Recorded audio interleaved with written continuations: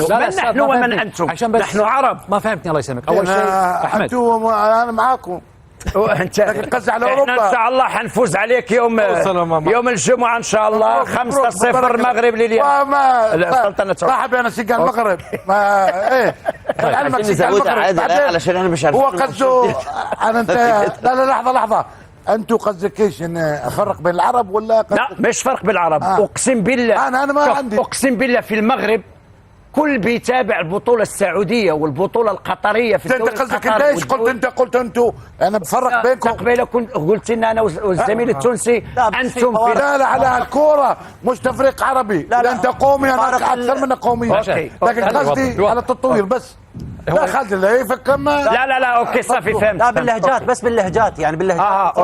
يعني هسه مثلا الكابتن يقول له يا ولدي احنا انا بالعرب يا ولدي يعني شنو ممكن انك تختلف يعني فرق بس اللهجات. هو بس نحط النقاط على بجيك على ابن الشيخ. حاضر تفضل. شوف تكلم انت على كره اوروبيه وعندهم الاكاديميات وعندهم الاموال وعندهم الان تروح في فرنسا ما عندهم تقريبا ما عندهمش لاعبين فرنسيين كلهم افارقه ومغاربه وجناس اخرين امريكا دي سود برازيل او ارجنتين وراهم هنا لاعبين فرنسيين ما كاش وحده.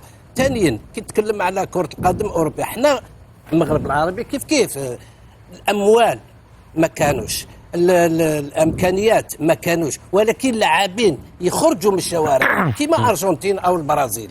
لحقنا انت تتكلم على المانيا مثال المانيا هي في اوروبا هي قوه كره القدم وايكونوميك تجاري فهمت كيف انت المانيا شحال من كوب دي موند دات كاس عالم وكذا تلعب هي والنمسا زوج بلدان عظمات يتحاوروا على الجزائر باش ما تجوش. هذا عيب وعار في اوروبا. هادو كانوا يلعبوا كرة القدم ولا هما قويين على يتشاموا على الجزائر باش ما تجوش. هذه اثنين. انت تتكلم على اكاديميات وكذا. اوروبا كانت عندهم اكاديميات صح ولكن الامريك دي سيد الارجنتين برازيل لوريغوي كان عندهم اكاديميات ما عندهم والو. عندهم شوارع كوباكابانا في الصابل ما يدربوا ولكن لاعبين يخرجوا كانت عندهم أزينات تاع لاعبين البرازيل الارجنتين. الان نظرتك تغيرت حق الدوريات الخليجيه ولا ما زالت؟ حقيقه بصراحه نعم. هل ما زالت فكرتك او نظرتك عن الدوريات الخليجيه انها دون المستوى ولا تغيرت نظرتك الان؟ بصراحه لا انا صراحه انا اعرف شوف انا اعرف عنك انت صريح الى ابعد درجه يعني. نصارح من اقوى الاعلاميين والصحفيين في الجزائر فاعطني رايك الصريح ولماذا؟ نعم هي شوف نهضروا من قبيله انت تكلمنا على لاعبين كي قلت انا لاعبين تاع الخليج ما يروحوش الخارج. قلت لي كاين هنا لاعبين عندهم مستوى ولكن عندهم امكانيات ما يخصهم والو كل شيء دونك يقعدوا في بلدهم. نعم. لا لازم يروح يجيب التجربه هذه وهذيك التجربه من اوروبا مثال من بعد باش يجي الفريق الوطني قطري او سعودي او اماراتي يجيب لهم حاجه جديده ويجيب لهم ان بلوس كما يقولوا.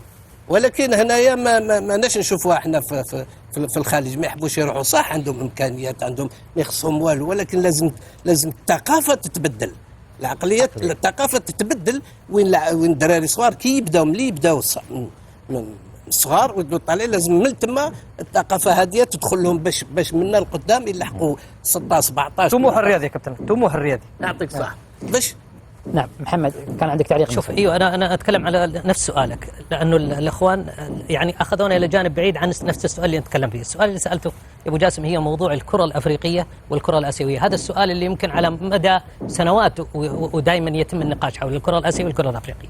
احنا لما نسال عن الكره الافريقيه هل الافريقيا او قاره افريقيا خدمت الكره الافريقيه؟ لا.